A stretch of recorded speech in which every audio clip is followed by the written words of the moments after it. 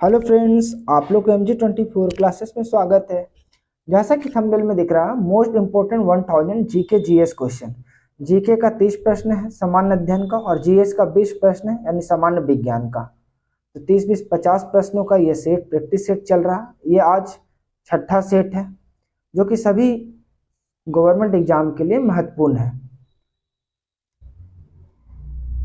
चलिए आते हैं क्वेश्चन पे। जिनको लगता है कि हम सभी क्वेश्चन जानते हैं तो वो आप स्पीड में वीडियो करके देख सकते हैं। आपको कितना आता है आप खुद तय कर लीजिएगा। चलिए क्वेश्चन पे आते हैं। क्वेश्चन पहला क्या है, 41 नंबर का। महाविभाषा जो बौद्ध दर्शन का एक विश्वकोश है, किसे बौद्ध परिषद की कृति है? तो चतुर्थ परिषद का। चतुर्थ परिषद का। फिर से सुनिएगा, महाविभाषा जो बौद्ध दर्शन का एक विश्वकोश है, किसे बौद्ध परिषद की कृति है? तो चतुर्थ परिषद का। नेक्स्ट है 42 नंबर, उरेयूर प्रसिद्ध था तो प्राचीन काल में सूती कपड़ा के व्यापार के लिए। उरेयूर प्रसिद्ध था तो प्राचीन काल में सूती कपड़ा के व्यापार के लिए। 43 नंबर क्वेश्चन है, सूची 1 को सूची 2 के साथ सुमेलित कीजिए और सूचियों को नीचे दिए गए कूट की सहायता से सही उत्तर चुनिए। सूची 1 में नाम है, सूची 2 में स्थान है।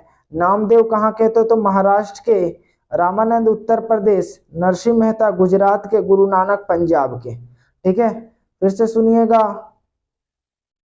क्या बोले जा रहा है। सूची 1 और सूची 2 में सुमेलित करना। नामदेव कहाँ के हैं? महाराष्ट्र के। रामानंद उत्तर प्रदेश। नरसिंह मेहता गुजरात और गुरु नानक पंजाब। तो अब यहाँ पर देखिए ऑप्शन में हम लोग चलते हैं। ए, नामदेव कहाँ के हैं? तो महाराष्ट्र, यानी कि ए का टू बी और सी दोनों में दिख रहा है। फिर रामानंद, रामानंद कहाँ का? उत्तर प्रदेश, यानी आपके पास बी का 3, तो बी का 3 यहाँ पर है, यानी ऑप्शन सी सही हो गया। तो नामदेव कहाँ का है? महाराष्ट्र, यानी 2, ए का 2। रामानंद उत्तर प्रदेश, यानी बी का 3। और नरसिंह मेहता यानी सी का 1 हो जाएगा आपके पास, गुजरात। और गुरु नानक का पंजाब। ठीक है, यानी ऑप्शन क्या हो गया? सी। नेक्स्ट क्वेश्चन को देखते हैं। 44 नंबर क्वेश्चन कहा जा रहा है कि अखिल भारतीय किसान सभा जिसकी बैठक विजयवाड़ा 1944 में हुई का निर्वाचित अध्यक्ष कौन थे? ठीक है, तो निर्वाचित अध्यक्ष कौन थे? ये तो सजानंद सरस्वती थे। कौन थे? सजानंद सरस्वती थे। फिर से सुनिएगा इस क्वेश्चन को। बोला जा रहा है आपके पास कि अखिल भारतीय किसान सभा जिसकी बैठक विजयवाड़ा 1944 में हुई का निर्वाचित अध्यक्ष कौन थे? तो सजानंद सरस्वती थे। नेक्स्ट क्वेश्चन पे आते हैं। नेक्स्ट क्वेश्चन है 45 नंबर। बोला जा रहा 45 क्वेश्चन नंबर, किसे बिपिन चंद्र पाल के बारे में निम्नलिखित कथनों में से कौन सा सही है? बिपिन चंद्र पाल के बारे में। अब ऑप्शन को पहले पढ़ लेते हैं। वे कांग्रेस के नरम दल के सदस्य थे, ये कांग्रेस के गरम दल के सदस्य थे, वे स्वतंत्र भारत की पहली सरकार में रक्षा मंत्री थे, वे पश्चिम बंगाल के मुख्यमंत्री थे। तो बिपिन चंद्र पाल जो है वो कांग्रेस के गरम दल के सदस्य थे। क्या थे? बिपिन चंद्र पाल जो थे वो कांग्रेस के गरम दल के सदस्य थे। कांग्रेस के गरम दल के सदस्य कौन कौन थे वो भी जान लीजिए, महत्वपूर्ण है। बाल गंगाधर तिलक, लाला लाजपत राय, बिपिन चंद्र पाल। ठीक है, कांग्रेस दल के गरम दल के नेता सदस्य कौन कौन थे? तो बाल गंगाधर तिलक, लाला लाजपत राय, बिपिन चंद्र पाल। ठीक है, और नरम दल के नेता कौन कौन है? तो दादा भाई नौरोजी, उमेश चंद बनर्जी, फिरोज शाह मेहता। ये जब 1907 ईस्वी में सूरत अधिवेशन हुआ था तो कांग्रेस जो है नरम दल एवं गरम दल में विभाजित हो गया था, और उस समय उसकी अध्यक्षता रास बिहारी बोस ने की थी। देखिए कांग्रेस का सूरत अधिवेशन 1907 ईस्वी में हुआ था, उसी समय गरम दल और नरम दल में विभाजित हो गए थे। जो गरम दल के सदस्य थे बाल गंगाधर तिलक, लाला लाजपत राय, बिपिन चंद्र पाल, जिन्हें लाल बाल पाल से भी जाना जाता है। ठीक है, अच्छा, और नरम दल में कौन कौन थे? तो दादा भाई नौरोजी, उमेश चंद बनर्जी, फिरोज शाह मेहता। नेक्स्ट क्वेश्चन को देखते हैं। 46 नंबर, दांडी मार्च किससे संबंधित? तो दांडी मार्च किससे संबंधित है? तो सविनय अवज्ञा आंदोलन से। दांडी मार्च कब हुआ था? तो 12 मार्च 1930 साबरमती आश्रम से स्टार्ट हुआ था, और 6 अप्रैल 1930 ईस्वी को गुजरात के समुद्र तट स्थित दांडी गांव पहुंचा था। ठीक है, यानी दांडी मार्च किससे संबंधित है? तो सविनय अवज्ञा आंदोलन से संबंधित है। और ये कब हुआ था दांडी मार्च? तो 12 मार्च 1930 ईस्वी, 12 मार्च 1930 ईस्वी को। ठीक है, ये कहाँ से? साबरमती आश्रम से स्टार्ट हुई थी, 6 अप्रैल 1930 ईस्वी तक गुजरात के समुद्र तट में स्थित दांडी गांव पहुंची थी। अच्छा, अब ऐसे कुछ ऑप्शन है तो ऑप्शन में के बारे में भी जान लेते हैं। ऑप्शन में क्या दिख रहा है? असहयोग आंदोलन। असहयोग आंदोलन कब हुआ था? तो 1 अगस्त 1920 ईस्वी को। भारत छोड़ो आंदोलन, तो भारत छोड़ो आंदोलन कब हुआ? 8 अगस्त 1942 को।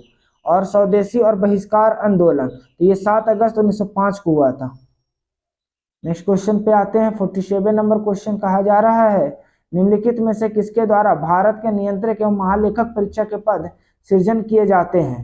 तो किनके द्वारा किया जाता है? तो ये संविधान द्वारा किया जाता है। क्वेश्चन को ध्यान से समझिएगा, निम्नलिखित में से किसके द्वारा भारत के नियंत्रण एवं महालेखक परीक्षा का पद सृजन किया जाता है?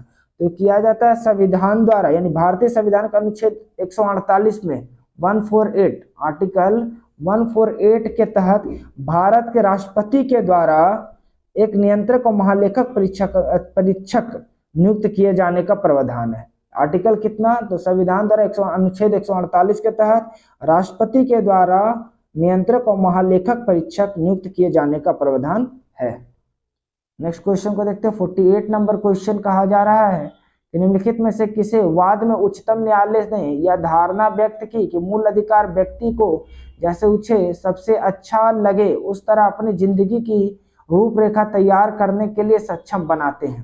तो ये कौन सा? गोलकनाथ बनाम स्टेट ऑफ पंजाब। फिर से इस क्वेश्चन को सुनिएगा। 48 नंबर, निम्नलिखित में से किसे वाद में उच्चतम न्यायालय ने यह धारणा व्यक्त की कि मूल अधिकार व्यक्ति को जैसे ऊंचे सबसे अच्छा लगे उस तरह अपनी जिंदगी की रूपरेखा तैयार करने के लिए सक्षम बनाते हैं? तो गोलकनाथ बनाम स्टेट ऑफ पंजाब।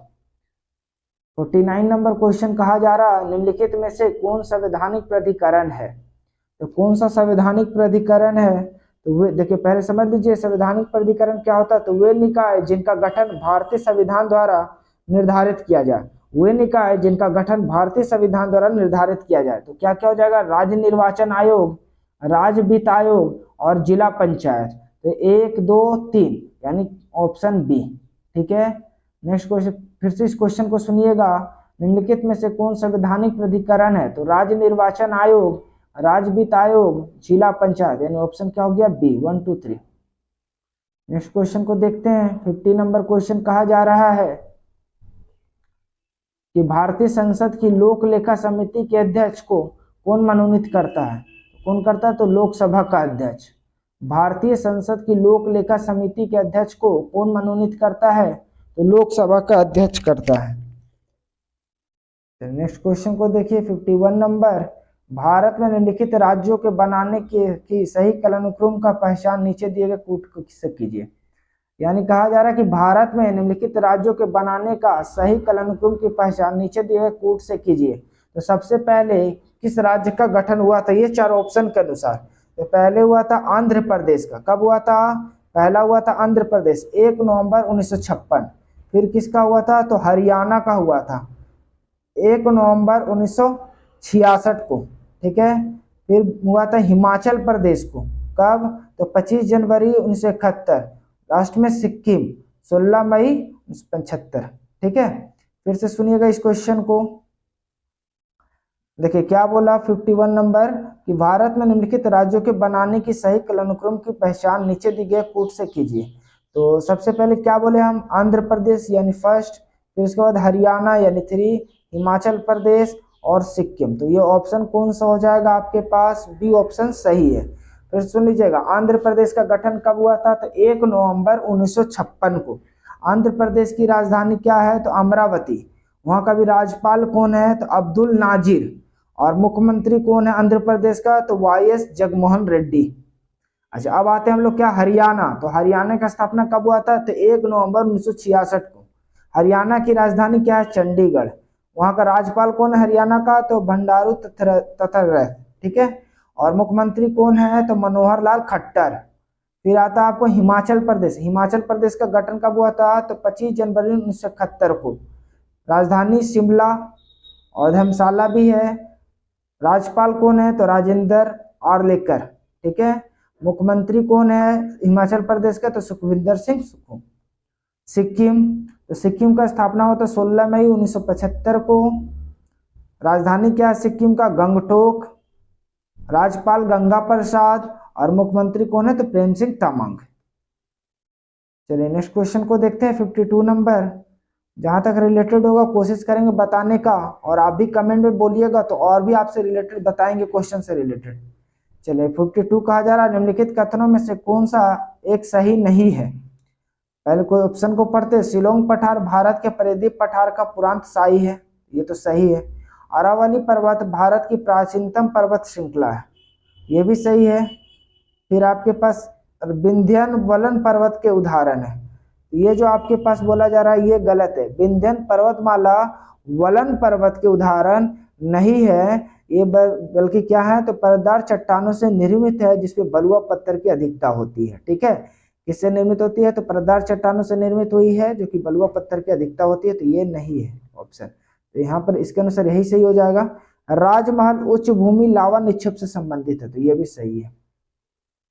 फिर से सुनिएगा 52 निम्नलिखित कथनों में से कौन सा सही नहीं है। शिलोंग पठार भारत के परिधि पठार का पुरांत शाही है, तो सही है ये। अरावली पर्वत भारत की प्राचीनतम पर्वत श्रृंखला है, सही है। विंध्यन वलन पर्वत का उदाहरण है, तो ये नहीं है। विंध्यन जो है वो क्या है तो ये आपके पास परतदार चट्टानों से निर्मित बलुआ पत्थर की अधिकता होती है। और राजमहल तो यानी आंसर ये हो जाएगा, राजमहल उच्च भूमि लावा निक्षेपों से संगठित है। 53 नंबर क्वेश्चन है, गंगा नदी की एकमात्र सहायक नदी जिसका उद्गम मैदान में है वो चिन्हित कीजिए, तो गोमती नदी। गंगा नदी की एकमात्र सहायक नदी है जिसका उद्गम मैदान को चिन्हित करना क्या है तो गोमती नदी है। क्याल क्या है 54 नंबर, क्याल क्या है तो केरल का लेगुन है। क्या है क्याल क्या है तो केरल का लेगुन है आंसर। 55 नंबर क्वेश्चन कहा जा रहा है, भारत में अपलानी वन कहाँ पाए जाते हैं। भारत में अपलानी वन कहाँ पाए जाते हैं तो ये पाए जाते हैं आपको सुंदरवन में। ठीक है, भारत का अपलानी वन कहाँ पाए जाते हैं तो सुंदरवन में पाए जाते हैं। 56 क्वेश्चन नंबर है, सूची 1 को सूची 2 से सुमेलित कीजिए तथा सूचियों को नीचे दिए गए कूट का सही उत्तर चुनिए। सूची 1 जनजाति और सूची 2 निवास स्थान है। जोन सारी, जो सारी कहाँ के हैं तो उत्तरांचल के हैं। संथाल जनजाति तो झारखंड, भील जनजाति मध्य प्रदेश, और लेप्चा जनजाति सिक्किम का। ठीक है, फिर से सुनिएगा इस क्वेश्चन को। सूची 1 में जनजाति है, सूची 2 में निवास स्थान है। जोन सारी, जोन सारी कहाँ का है तो उत्तरांचल का। संथाल जनजाति झारखंड का, नहीं। भील जनजाति मध्य प्रदेश का, लेप्चा जनजाति सिक्किम का। यानी ए का क्या हो गया 3, तो ए का 3 ऑप्शन बी में दिख रहा है। बी संथाल का झारखंड यानी बी का 1, और भील जनजाति यानी सी का मध्य प्रदेश सी का 2, लेप्चा जनजाति डी का 4 यानी सिक्किम। ऑप्शन बी सही है। 57 नंबर क्वेश्चन कहा जा रहा, संचालन अधिशेष उत्पन्न नहीं होता है। तो संचालन अधिशेष उत्पन्न नहीं होता है तो समान सरकारी क्षेत्र में। संचालन अधिशेष उत्पन्न नहीं होता है तो सामान्य सरकारी क्षेत्र में। 58 नंबर क्वेश्चन है, सरकार की संपूर्ण देयता को निम्नलिखित में से कौन परिभाषित है। तो कौन परिभाषित करता है ये, सरकार की संपूर्ण देयता को निम्नलिखित में से कौन सी परिभाषित करता है, तो ये आपको करेगा राजकोषीय घाटा। ठीक है, फिर से सुनिएगा इस क्वेश्चन को, सरकार की संपूर्ण देयता को निम्नलिखित में से कौन परिभाषित करता है तो राजकोषीय घाटा। 59 नंबर क्वेश्चन कहा जा रहा, इंदिरा गांधी स्वर्ण कप का संबंध निम्नलिखित में से किस खेल से है। ठीक है, इंदिरा गांधी स्वर्ण कप का संबंध निम्नलिखित में से किस खेल से है तो अंतर्राष्ट्रीय हॉकी प्रतियोगिता से। इंदिरा गांधी स्वर्ण कप का संबंध निम्नलिखित में से किस खेल से है तो अंतर्राष्ट्रीय हॉकी प्रतियोगिता से। 60 क्वेश्चन नंबर, निम्नलिखित में से किसका सुमेलित नहीं है तो जेएल नेहरू का शांतिवन, तो ये सुमेलित है। एलबी शास्त्री विजय घाट सुमेलित है। इंदिरा गांधी शक्ति स्थल सुमेलित है। राजीव गांधी का कर्म भूमि नहीं वीर भूमि है, तो ये सुमेलित नहीं है। फिर से इस क्वेश्चन को सुनिएगा, निम्नलिखित में से किसका सुमेल नहीं है तो जेएल नेहरू का शांतिवन सही है। एलबी शास्त्री विजय घाट सही है। इंदिरा गांधी शक्ति स्थल सही है। राजीव गांधी कर्म भूमि नहीं वीर भूमि, ये सुमेलित नहीं है, तो आंसर ये हो गया। 61 क्वेश्चन, हार्ट ऑफ इंडिया पुस्तक किसने लिखी है तो हार्ट ऑफ इंडिया पुस्तक के राइटर मार्क तूली है। हार्ट ऑफ इंडिया पुस्तक किसने लिखी है? तो हार्ट ऑफ इंडिया पुस्तक किसने लिखी? तो मार्क तूली ने लिखी। 62 क्वेश्चन नंबर कहा जा रहा है, निम्नलिखित भारतीयों में से किसे विशिष्ट ऑस्कर सम्मान प्रदान किया गया था? ठीक है, तो किसे किया था? सत्यजीत रे को 1992 में। 62 निम्नलिखित भारतीयों में से किसे विशिष्ट ऑस्कर सम्मान प्रदान किया गया था? तो सत्यजीत रे को। 63 नंबर कहा जा रहा है, राजीव गांधी वन्य जीव संरक्षण पुरस्कार दिया जाता है, तो दिया जाता है ये शैक्षिक तथा शोध संस्थाओं में वन्य जीव अधिकारियों को, वन्य जीव संरक्षकों को, यानी उपरोक्त में से सभी। 63 कहा जा रहा है, राजीव गांधी वन्य जीव संरक्षण पुरस्कार दिया जाता है शैक्षिक तथा शोध संस्थाओं को, वन्य जीव अधिकारियों को, वन्य जीव संरक्षकों को, उपरोक्त में से सभी। 64 क्वेश्चन कहा जा रहा है,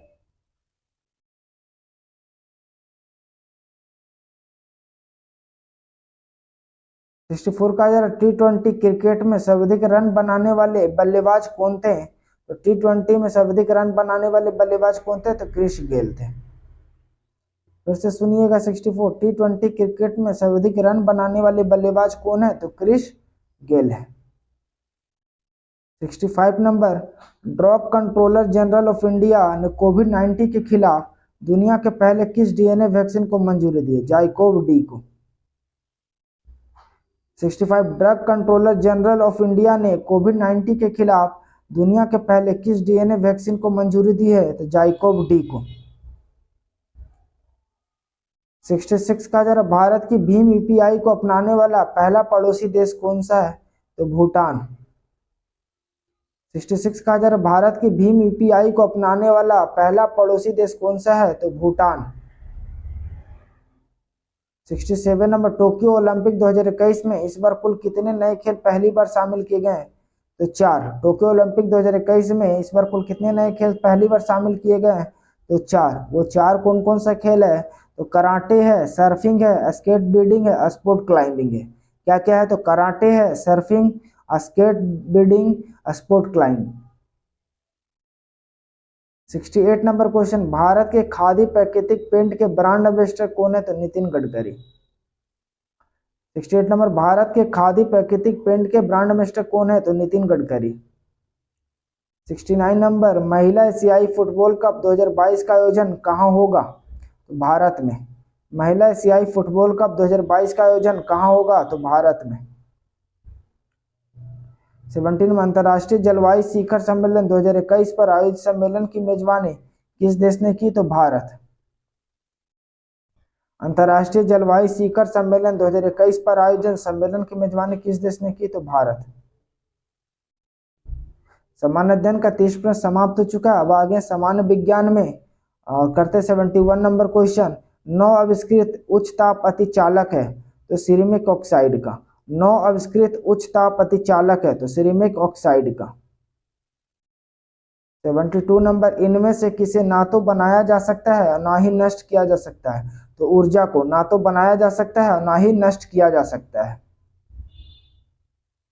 73, यदि एक बंदूक से गोली चलाई जाती है और बंदूक पीछे की ओर आती है तो बंदूक की गतिज ऊर्जा क्या होगी? तो गोली से कम होगी। 73, यदि एक बंदूक से गोली चलाई जाती है और बंदूक पीछे की ओर आती है तो बंदूक की गतिज ऊर्जा क्या होगी? तो गोली से कम होगी। 74 कहा जा रहा है, यदि दिए गए वेग पर किसी ध्वनि तरंग की आवृत्ति बढ़ाई जाए तो इसके तरंग दैर्घ्य पर क्या प्रभाव पड़ेगा? तो इसकी तरंग दैर्घ्य में क्या होगी? कमी होगी। इसकी तरंग दैर्घ्य में क्या होगी? कमी।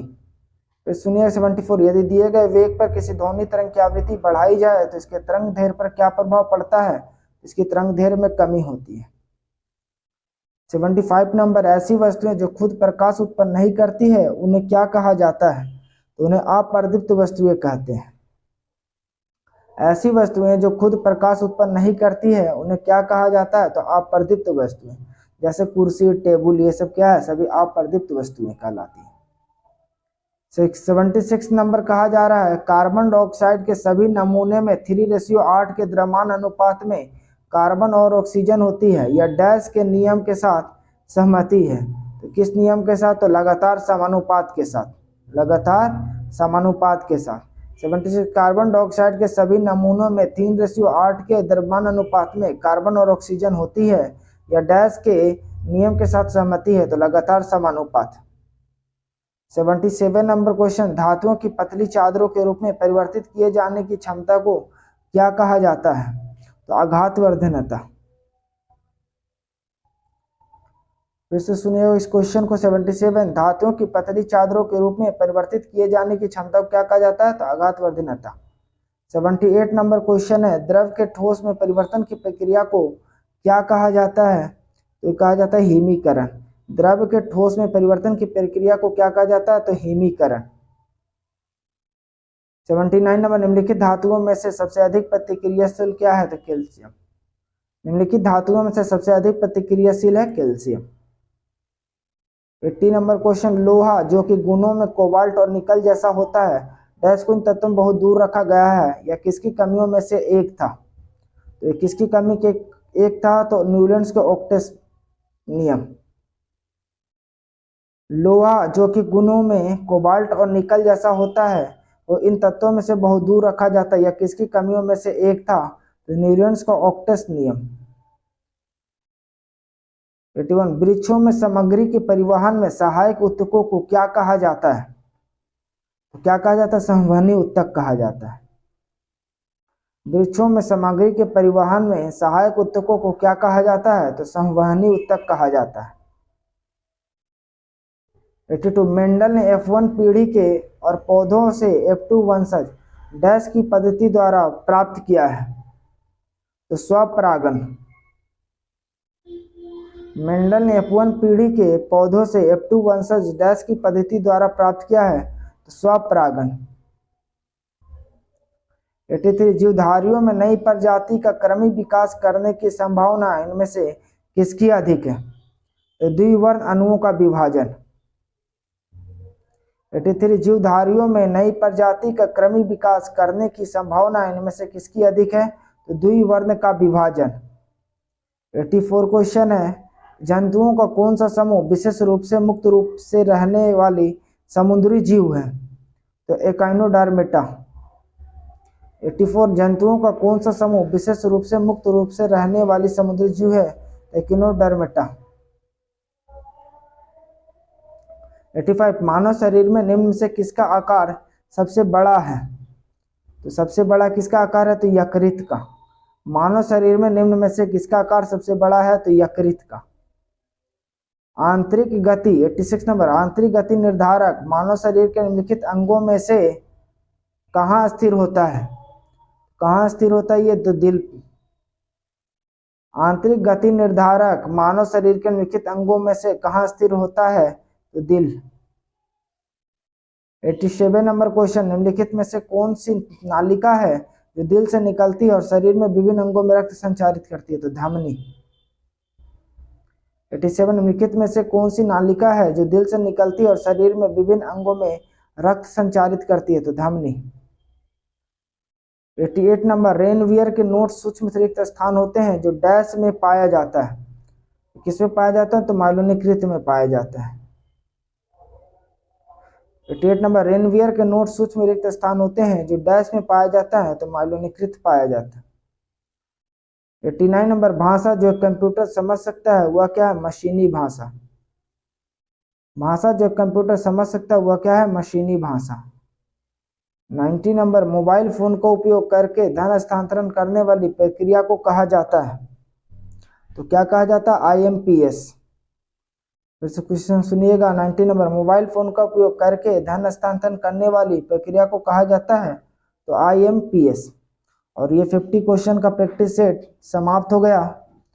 अगर आपको वीडियो पसंद आया है तो आप वीडियो को लाइक करें, और अभी तक चैनल को सब्सक्राइब नहीं किए तो कर लें। साथ ही साथ बेल आइकन को भी दबा लें कि हमारा जो भी नया वीडियो अपलोड हो आप तक नोटिफिकेशन मिल सके, और अपने दोस्तों में ज़्यादा से ज़्यादा इसे शेयर करें। अंत तक वीडियो में बने रहने के लिए धन्यवाद।